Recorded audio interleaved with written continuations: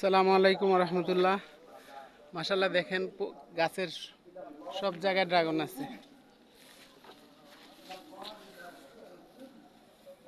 সব জায়গায় ড্রাগন আছে। আবার নতুন করে ফুল আসছে, এই যে নতুন করে ফুল আসছে, আবার নতুন করে ফুল আসতেছে। এদিক দিয়ে আবার ড্রাগন, এটা কিছুদিনের মধ্যে বাতি হইব, পাকবো।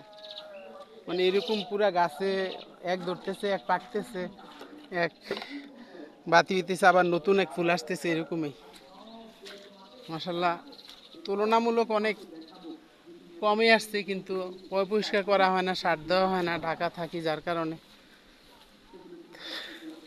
এই গাছে গাছে এখন ফল, গাছে গাছে ফল ফুল। আর এগুলো হচ্ছে আমার কুশরগুলা, এগুলো এখন পরিষ্কার করলাম, কমপ্লিট করলাম সবগুলা।